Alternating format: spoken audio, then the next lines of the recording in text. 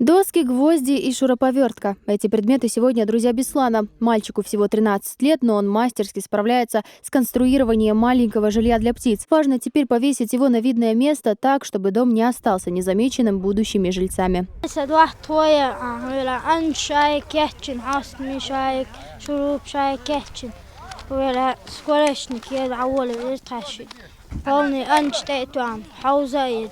Но не только он сегодня занят таким благородным делом. На улице Веденского района вышли учащиеся 28 школ для того, чтобы обеспечить домами всех птиц. Эта акция проходит во всех селах района.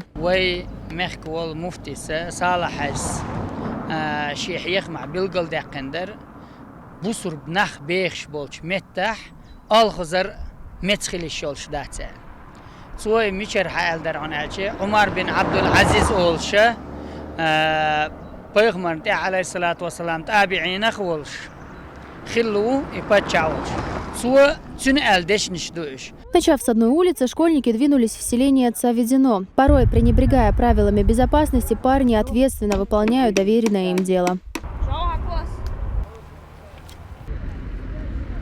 Подготовки к сегодняшнему мероприятию начались еще в феврале. Ученики старались успеть подготовить скворечники еще до прилета птиц. Изначально планировалось, что каждый класс соорудит по 10 домиков, однако детям удалось смастерить тысячи таких ящиков. Мы решили провести акцию «Скворечник».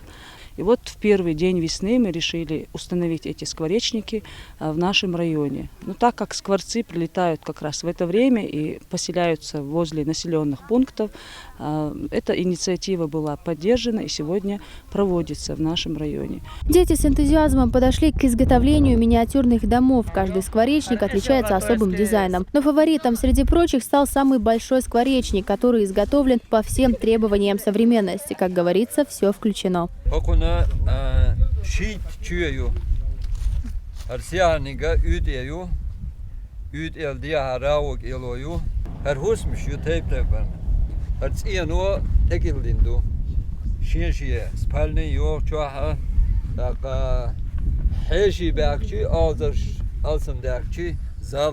Подобного рода акция проходит здесь впервые, но на этом ребята не собираются останавливаться. В будущем они планируют проявить свои навыки и в других полезных акциях. Теперь в Веденском районе каждая птица найдет для себя пристанище, а это значит, что благотворительная акция прошла на ура, тем более, что и мы внесли в нее свою лепту.